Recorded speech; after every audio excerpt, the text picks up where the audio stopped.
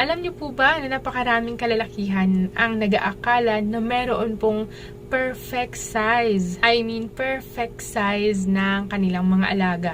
Siguro dala yan ng kakapanood po nila ng kung ano-anong mga website, no? Alam niyo na po yun. So, kakapanood nila nung nakikita nila, kino-compare nila kung ano yung meron sila. So, masyado silang obsessed. Halimbawa, iba yung napanood nila, iba yung meron sila. Nagkakaroon po sila ng obsession sa kung ano yung itsura ng meron sila. So, ang nangyayari, hindi sila satisfied kung ano yung meron sila. Lalo na kung maliit or payat, ayan. Ang nangyayari pagka unsatisfied ang isang lalaki sa kanilang mga pag-aari, nagdudulot po sa kanila ng low self-confidence. Akala po nila kulang sila, kulang yung pagkakalalaki nila, hindi nila na ibibigay yung kaligayahan ng kanilang mga asawa. Kaya dahil dito, kung ano-anong mga pinaggagawa po nila. Kung yung iba nag-i-inject ng kung ano-ano, nagtatanim ng kung ano-anong mga implant, yung iba nagpapahid ng mga cream na nabibili nila sa mga online. Okay, yung iba naman, okay, nag-undergo ng mga, yun nga, surgery na sa mga, or opera sa mga hindi naman talaga qualified na para lang makamura, no? So, ang lahat ng mga pinagagagawa po nila ay maaaring makapagdulot ng hindi magandang epekto. Okay? Maaaring magka-problema po sila sa kanilang kalusugan. Especially, napakahalaga po ng role ng inyong pong mga genital area, no? Lalong-lalo na sa pag-ihi. Ganon din po sa para kayo ay magkaanak. Kung nasira po yan, kaya malaking impact po yan sa inyong pagkatao. Okay mga sir, sana sa video ito mapanatag ko po yung kalooban ng iilan po na medyo nag-aalala sa itsura ng kanilang mga pag-aari. Now, alamin po natin yung iba't ibang mga hugis at iba't ibang pagkurba. Alamin din po natin yung iba't ibang klase ng, yun nga po, ari ng isang lalaki. At stay in the end po ha mga sir, kasi dun sa dulo, babanggitin ko po kung ano po yung senyales na kailangan nyo po ng medical intervention. Ibig sabihin, that's not normal na at kailangan nyo na i-consider yung pumunta or magpakonsulta sa mga urologist. So, dito muna tayo sa mga usual or different types ng ari ng mga lalaki, okay? Hi there! Shoutout time ko. Unang-una, binabati ko po si Ma'am Liz Nurse Organis. Hello sis! Thank you so much for watching. Lagi din kita pinapanood. Promise yan. Nagko-comment ako. So, una po, pag-aralan po natin yung hugis, okay? Hindi muna tayo mag-focus dun sa haba at saka dun sa taba, okay? Dun muna po tayo sa hugis. Okay, consider po natin yung banana shape. Okay? Number 1, pwedeng pa-curve downward. Okay, kung ito po yung katawan ng lalaki, medyo pa-curve po siya downward. Okay, pababa. Okay. Pangalawa, yun naman po yung pa-curve upward. Okay, pag ganyan po. Pangatlo, yun naman po yung pa-curve sideways. Kadalasan daw po, pa-kanan. Okay? Pag-ganun po siya. Okay? Kunwari, ito. Pag-ganun po siya. Okay? Pa-curve. Hindi naman yung sobrang curve kasi ibang uri na po yun. Pwedeng consider yung Peyronie's disease. Maybe sa huli ko na lang po i-discuss yun. Okay, ulit. Pag sinabing banana shape, number 1, curve downward. Pakurba, pababa. Pwede rin pong pakurba, pataas. Pwede rin pong pakurba, papunta sa kanan. Okay? Or kaliwa. Okay, nakatatlo na po tayo ha. Yung pang-apat po, kung makakakita po kayo ng cucumber or yung pipino, di ba? Straight po siya. Okay? Pagka pipino, di ba? Kadalasan straight. Kunwari, ito yung katawan ng lalaki, straight po siya. Okay, tandaan nyo lang po yung bawat kurba or straight man yan, may mga certain position or nang pakikipagtalik na akma po para dyan. Para naman po kayo ay maka-achieve po talaga ng satisfaction. Okay, maybe ililink ko na lang po sa baba yung pwede tiyong basahin kasi ayoko po na segue po dito ng mga position kasi pwede po tayong kita ng YouTube. Kaya ibilalagay ko na lang po sa baba, kayo na lang pong bahalang pag-aralan na lang po ninyo kung ano yung mga certain position na akma para dito sa mga curvature or shape ng mga penis ng isang lalaki. Okay, number 5. Ito po yung bigger shaft at smaller head. Pag sinabing head, yun po yung pinakaulo na yung glans penis. Yung shaft naman po, yun yung katawan po niya. Kung makakita po kayo ng tinatawag na rocket popsicle. Okay, ipipicture ko na lang po. Ganyan. Mas malaki po yung katawan kaysa sa ulo. Okay? Number 6, larger head. Mas malaki yung ulo kaysa sa katawan. Okay? Para may hihalin tulad po siya sa martilyo. Or tinatawag din po itong the hammer shape. Kaya mas malaki po yung ulo kaysa dun sa katawan. Okay?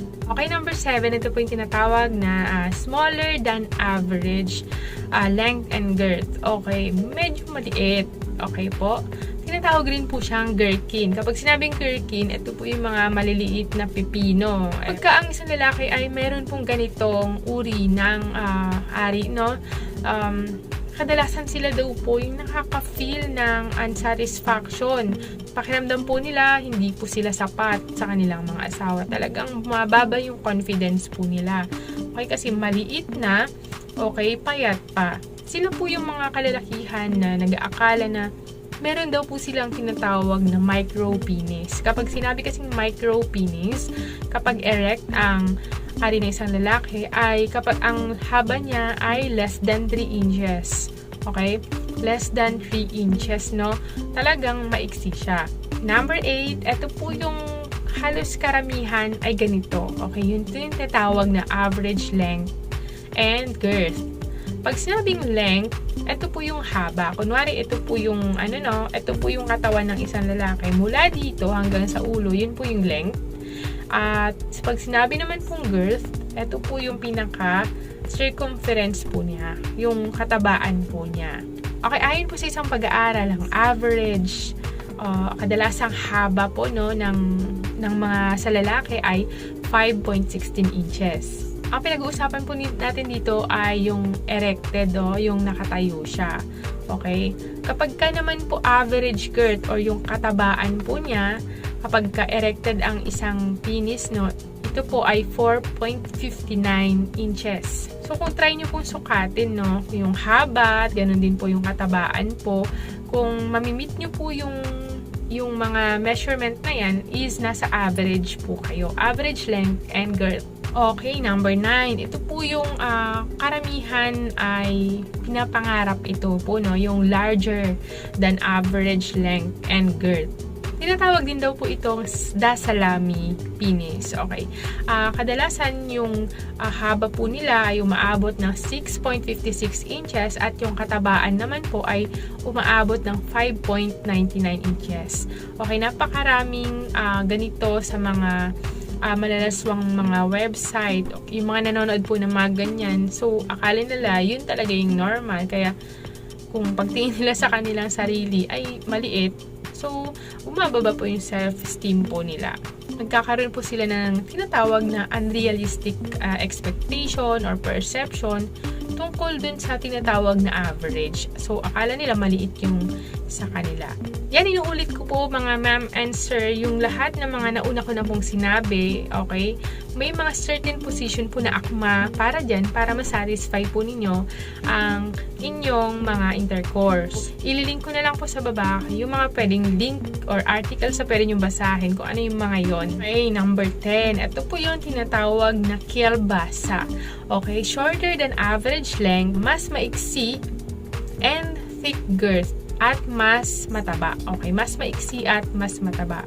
Ayon sa isang survey para sa mga kababaihan, okay, sinabi po nila na mas prefer po nila yung mas mataba kaysa sa haba. Okay, para sila ay mas satisfied. Okay, din na po tayo sa number 11, no mga sir. Ito na po yung tinatawag na the lapis or the pencil. Okay, ito naman po yung longer than average and thin girth. Ito naman po yung mahaba nga siya. Okay, kabaliktaran po yun ng number 10. Itong number 11, mahaba nga siya pero payat. Now, pumunta naman po tayo dun sa number 12.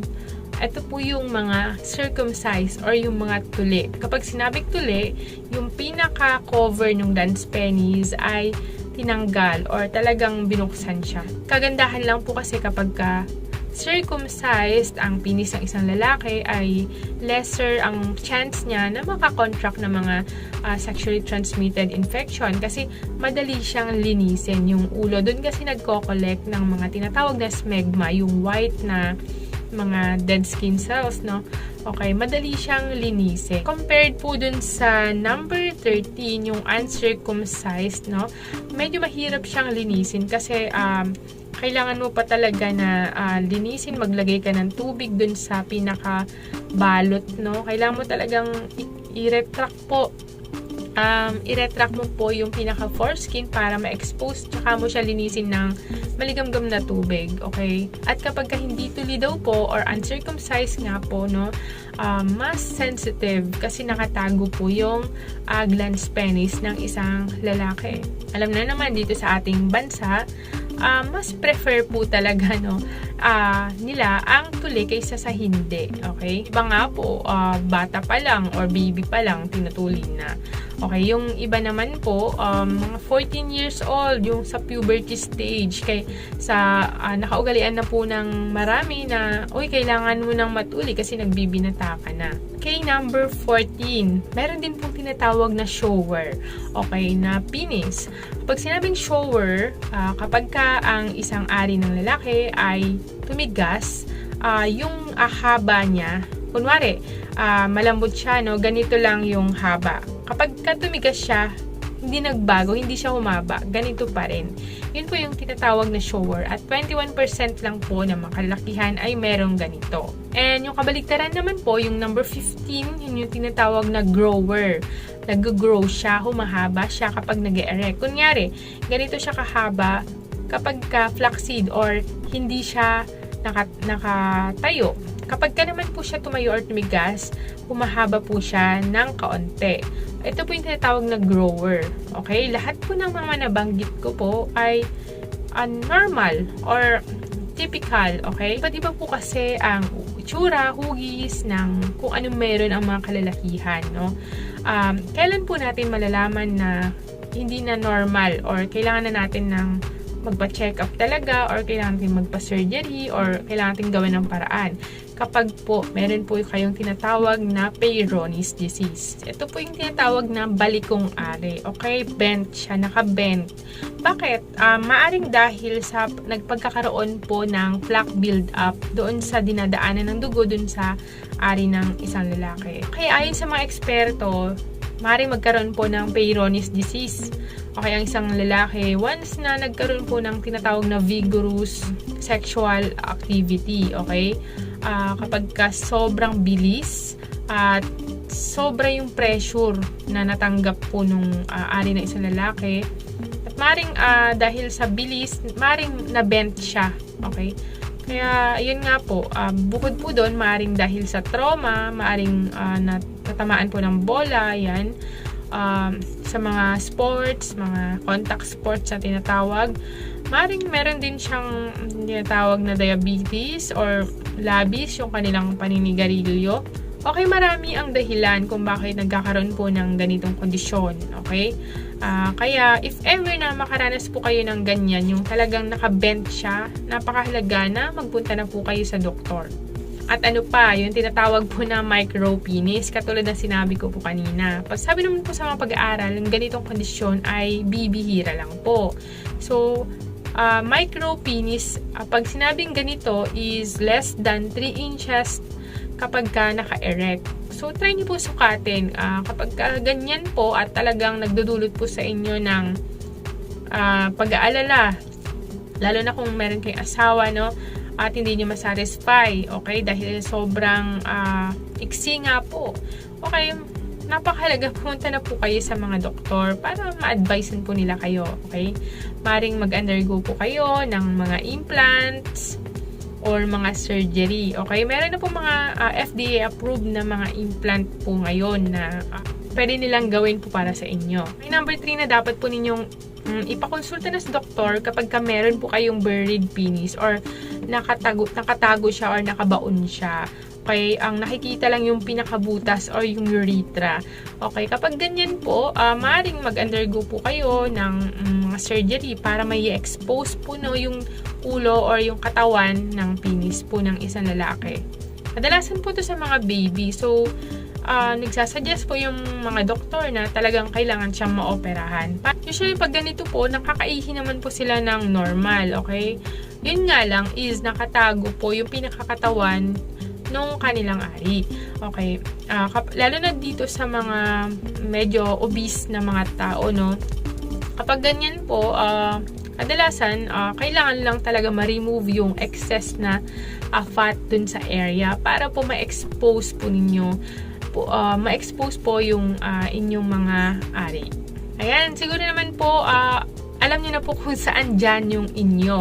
Okay? Kung hindi po talaga kayo satisfied, gusto niyo po ng mas baguhin yung itsura, okay, napakahalaga na magpakonsulta muna po kayo sa mga urologist, okay, para mabigyan po nila kayo ng advice kung kailangan nyo ba talaga na magkaroon po ng tinatawag na silicone implant. Medyo may kamahalan, pero kung gusto po ninyo, wala naman pong problema doon.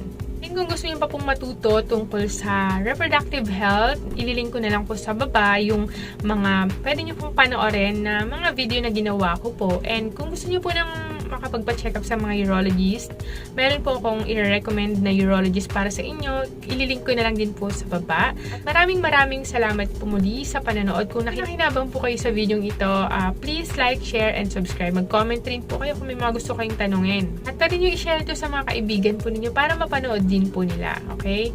And always remember that prevention is better than cure. Stay healthy. Okay? Always pray. And I love you all. Thank you!